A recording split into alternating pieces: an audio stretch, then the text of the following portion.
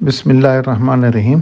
نور طیبہ channel سے اللہ بشکلیار۔ نمی دانم چه منزل بود شب جائے کہ من بودم بہر سوراخ سے بسمل بود شب جائے کہ من بودم پری پہ کر نگارے سلوک دے لال رخ سارے سراپا آفت دل بود شب جائے کہ من بودم۔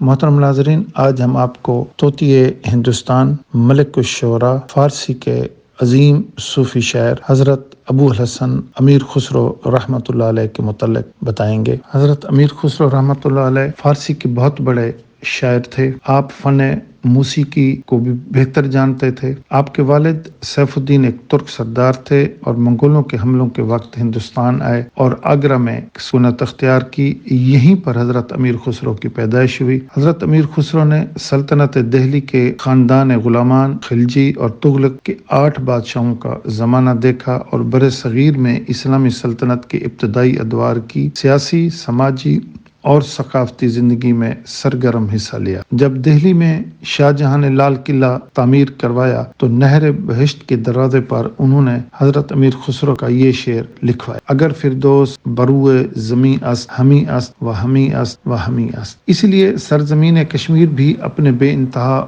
حسن کے لیے دنیا بھر میں مشہور ہے، اور یہ شعر اس کے حسن کی تعریف میں بھی ضرب المثل کی صورت اختیار کر گیا ہے۔ یعنی اگر دنیا میں کہیں جنت ہے تو وہ بس یہی ہے، وہ بس یہی ہے۔ محترم ناظرین، حضرت امیر خسرو ایک عجیب و غریب جینیس شخصیت تھے۔ ان کی شخصیت پہلودار تھی۔ انہوں نے 11 بادشاہوں کا زمانہ دیکھا، 7 بادشاہوں کے مشیر و وزیر رہے، 5 لاکھ شعر فارسی میں کہے، اور اردو زبان کے مؤسس بھی حضرت امیر خسرو ہی ہیں۔ ان کی پہلیاں اور لطیفے آج تک زبان خلق پر عام ہیں۔ زبانوں پر آپ کا عبور یہ تھا کہ عربی، فارسی، ہندی، ترکی، پنجابی، سندھی میں رواں گفتگو کرتے تھے۔ علم نجوم پر مہارت تھی، تاہم دل کی نگری کے بے تاج بادشاہ حضرت نظام الدین اولیاء ہی سے جڑے رہے۔ آج جبکہ ان کی وفات کو 750 سال سے بھی زیادہ عرصہ ہو رہا ہے، لیکن حضرت امیر خسرو اپنے نام اور کام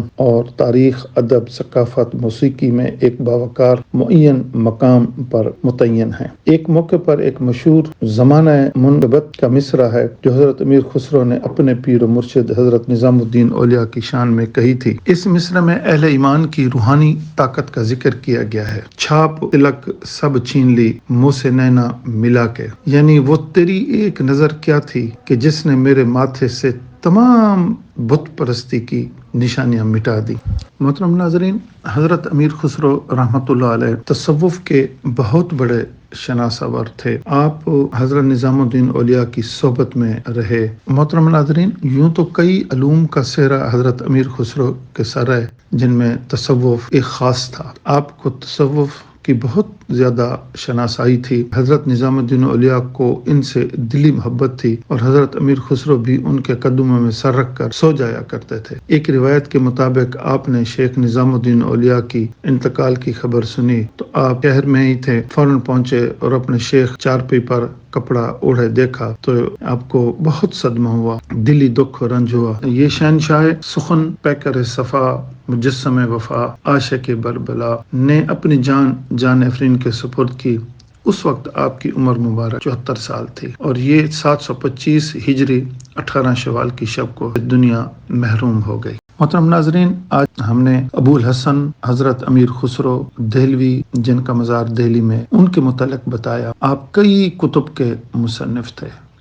نمی دانم چه منزل بود شب جائے کہ من بودم بہر سورک سے بسمل بود شب جائے کہ من بودم۔ وصلی اللہ تعالی علی خیر خلقہ محمد وآلہ وصحبہ وسلم۔